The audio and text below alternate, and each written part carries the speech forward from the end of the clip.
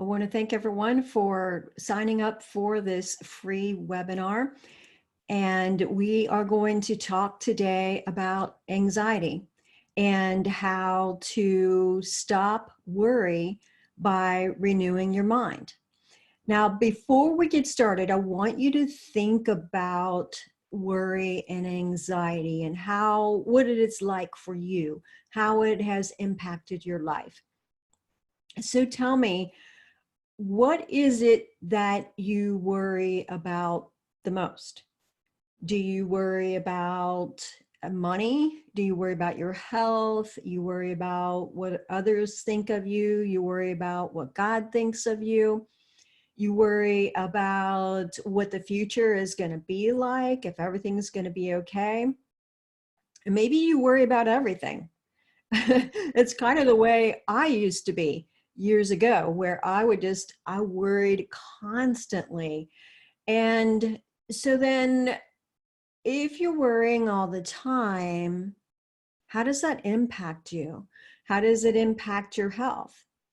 I know it was really bad for my health, and it caused me to have digestive problems. It interfered with my sleep. A lot of times it can cause autoimmune illnesses to kick in. Has that happened for you? And then how about for your relationships? What has worry and anxiety done in your relationships? I know for me in years past, it caused me to be controlling in my relationships, and that I would, in order to, would tell myself I was doing this for the other person, but really I was doing it to calm my own inner fear that things weren't going to turn out right. And so I would, question, well, why are you doing this? And what's going to happen if this happens? And have you thought about this aspect of it and what you're going to do then? And, and again, I would tell myself, this is the caring because I care about you. Well, yeah, that can be true, but that can be handled in different ways if I'm calm on the inside, right? So how has worry impacted you? Today, I want to help you with this. First of all, I want to help you to understand what's really going on, why you're stuck there in worry and seem to not be able to get out of it. Then I'm going to help you to learn what it is that you really need to do, 3 steps of what you can do in order to change this in yourself so that you're not always worrying, you're not always anxious. And lastly, I'm going to help you to understand why it is that you in particular have trouble with anxiety and with worry. Because certainly everyone gets nervous from time to time, right? And they might be kind of anxious about, well, how's this situation going to work out? Because some situations are definitely scary. Some situations are dangerous, and we should be fearful, and we should be thinking about, what am I going to do? But for the most part, in our everyday lives, that is not the situation. We don't need to be in that fight or flight zone of anxiousness and trying to figure out, what am I going to do? What's going to happen here, right? So let me know if any of these sound like something that would be helpful for you.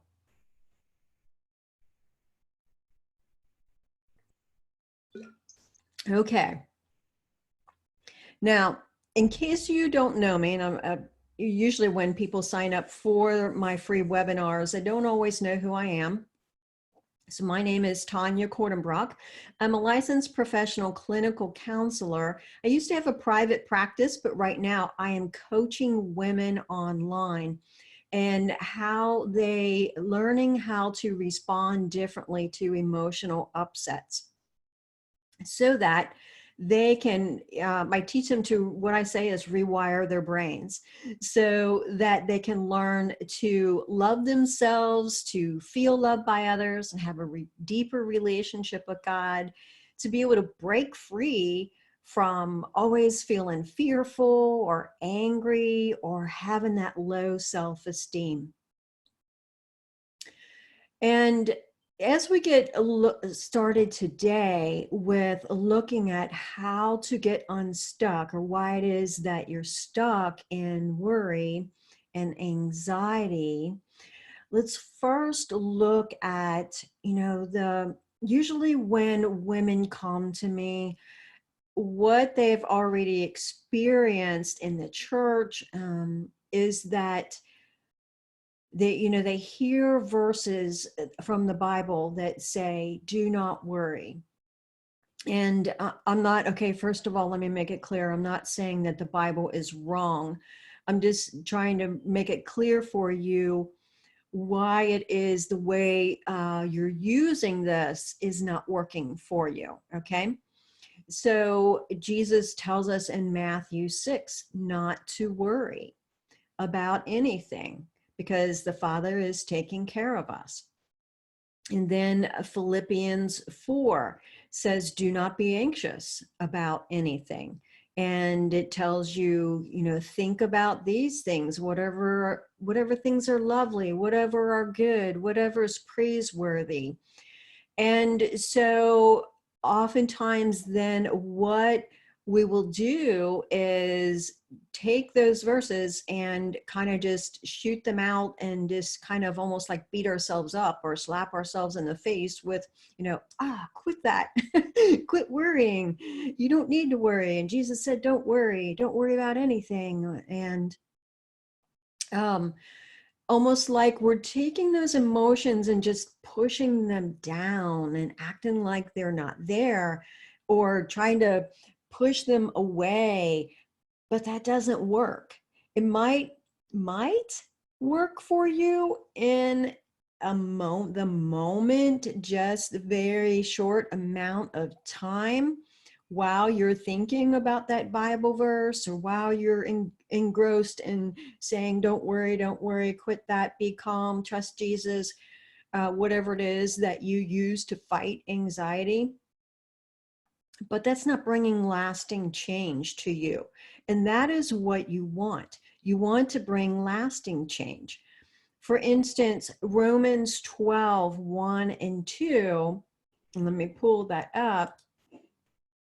This is from the NIV. It says, therefore, I urge you, brothers and sisters, in view of God's mercy, to offer your bodies as a living sacrifice, holy and pleasing to God. This is your true and proper worship. Do not conform to the pattern of this world, but be transformed by the renewing of your mind. Then you will be able to test and approve what God's will is, his good, pleasing, and perfect will. Now, I encourage you to bring that up in your own, open up your own Bible, bring it up on your phone app, whatever you have available there, and to look at that verse a little bit. A lot of times the way that we take this whole segment is in regards to sin, like, oh, don't be sinful like the world is sinful. But what we're going to look at is we're going to take that even further, because even just with sin, you can't just say, okay, I am not going to sin anymore. That doesn't work. So with anxiety and even with sin, actually, what does work is to be renewed in our minds. And also this involves offering our bodies, because this is all connected. Our minds are not, a lot of times we think the mind only involves our thoughts, but the mind is also our emotions. So when you're being anxious and when you're worrying, you're having, it's not only your thoughts, but your imagination, what you're imagining. And before anxiety even kicks into gear, you've already imagined a scenario that induces fear. So the right side of your brain has already imagined this, and it already has thoughts going. Then the left side of your brain is going to interpret, oh my goodness, this is fear. This is anxious. This is scary. All of that has a strong nerve network that comes down into your body, and is going to create fear is going to create an automatic response to increase your heart rate, or you're going to hold your breath. Which one do you do? Have you ever noticed this? Do you start breathing real hard? Does your heart race? Or do you hold your breath? Maybe both's going on. I mean, I'm talking about heart rate and breath. Do you breathe hard or do you hold your breath? I guess that's the question. A lot of times when I work with women, what they do is they breathe very shallow. They breathe up in their upper chest, and just, you can't hardly even tell that they're breathing. And normally that's a learned behavior, fear response that's come from feeling continuously being in fear. And so it's a way to make yourself invisible, to not be seen, so that you can be safer.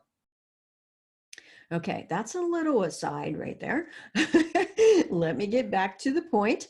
Okay, so as you work on getting rid of anxiety, getting rid of worry, you want to become a person who for whom this pattern does not automatically kick in.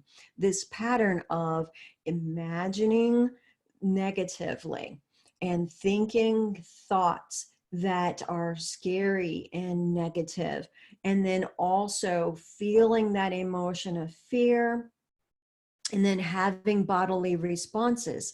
Now, your bodily responses, not only is your breathing, it's also in your heart rate, it's also your posture. And what can go on sometimes when you're afraid, you can stiffen your body, gets stiff and gets tense. Or if you've had a history of just feeling helpless or hopeless, then your posture might collapse. And so then also your actions are going to come from that, so that you become controlling, or you have the action of kicking into high gear and trying to fix things and doing things around the house, or doing things, getting busy with activities, right? And there can be all kinds of behaviors that can come from this. So in order to bring change, you have to involve your body, and you have to involve your emotions and your thoughts and imagination, those three main parts. And that segment from 2 Corinthians 12, that's what all of that is referring to. Now, let me know if this is making sense for you, and if you have any questions about this so far. Because I'm going to go into now a 3-step plan for this. Is actually, how you can implement this using scripture.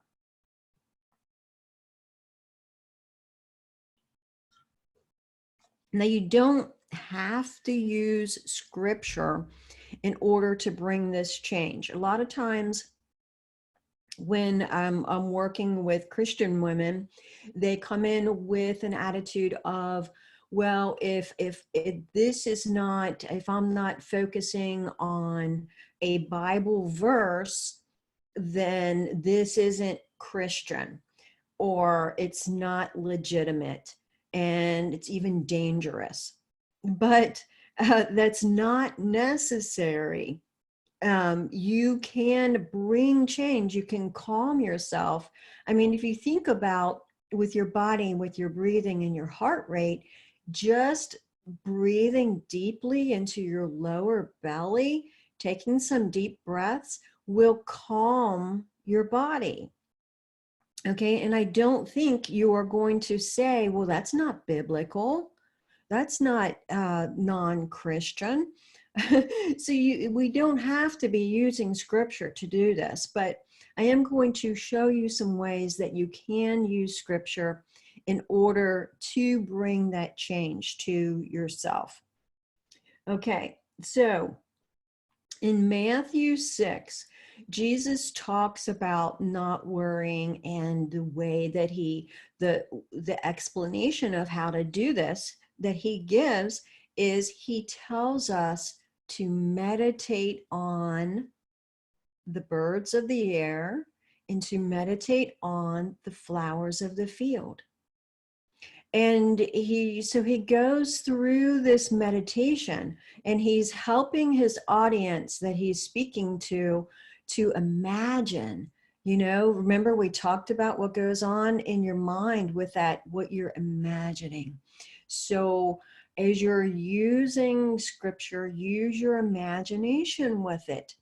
Bring your imagination, bring yourself into the scripture, or bring the scripture into your environment. For instance, have some, go outside and look at your garden, look at a tree, touch the tree, involve your senses in it, because you have your imagination, you have your thoughts, and you have your body. So engage your body in it, and touch the plants, touch the trees. Imagine how God is taking care of them.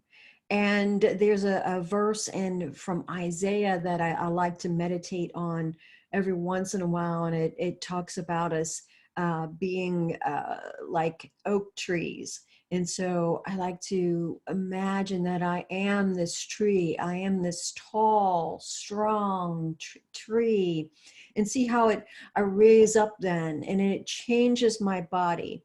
And I imagine, and I tell myself of, like I could have a scripture verse that I've memorized, and I can pull that in, the power of that, the strength of it, feel it within my body. And then also engage it with my thoughts. I am thinking about how the Lord is my shepherd. I am thinking about how he is my strength and how he restores me.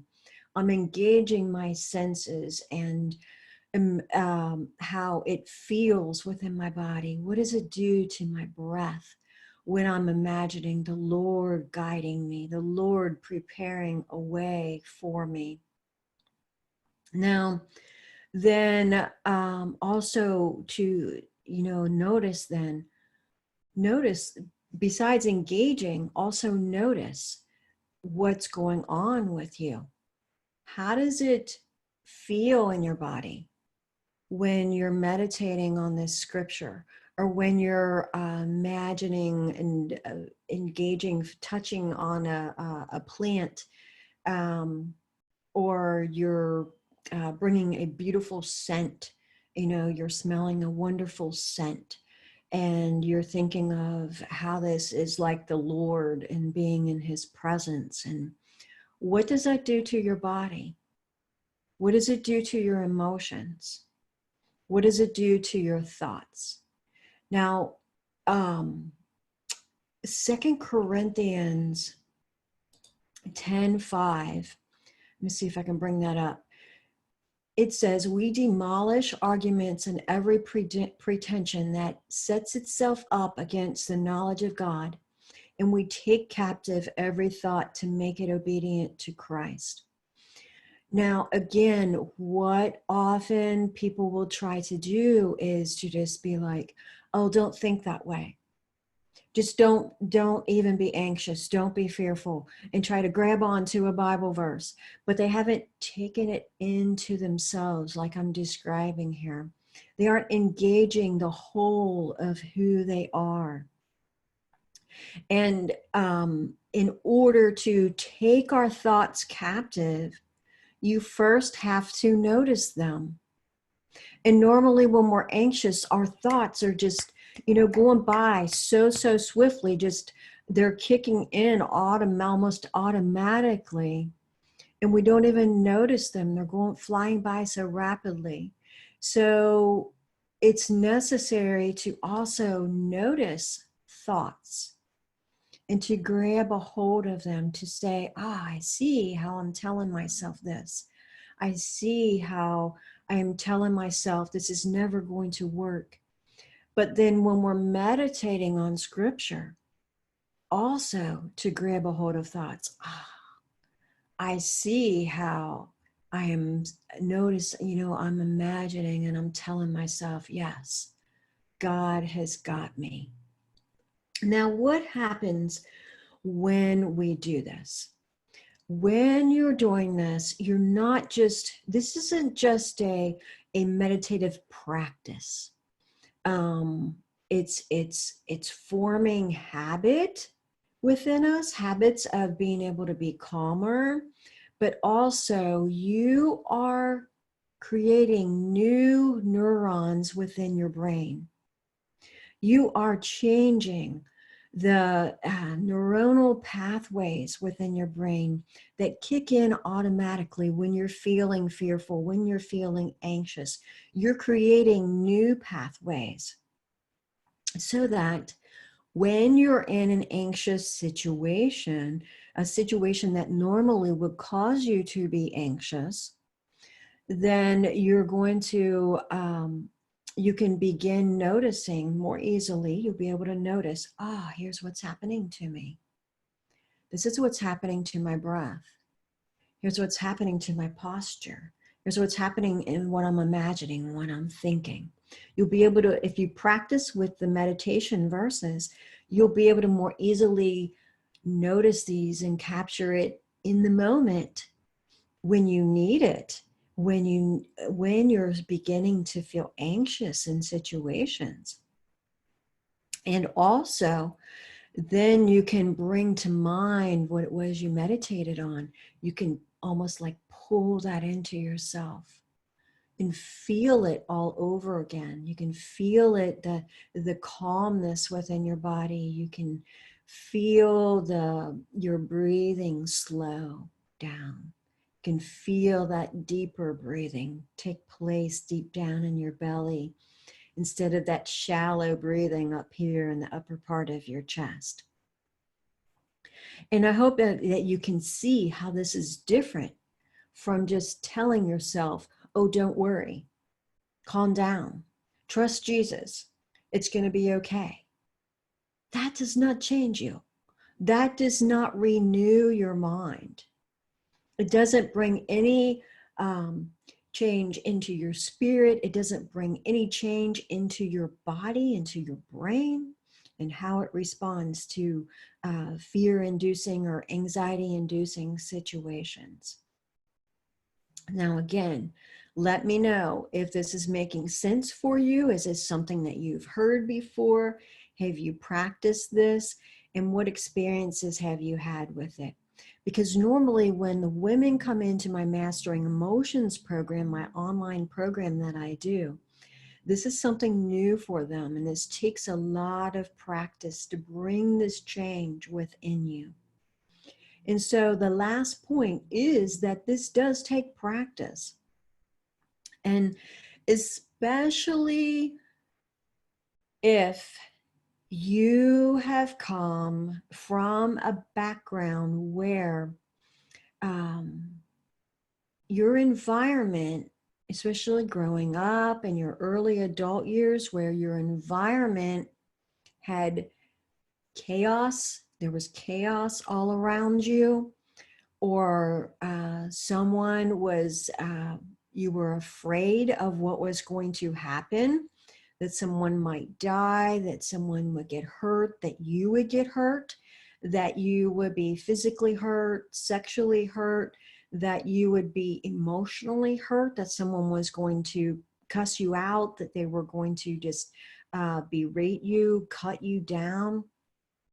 So you had to be constantly on guard for this danger, or you had to be constantly on guard to try to find a way to become peaceful to be, such as becoming controlling or shutting down, withdrawing and from the situation.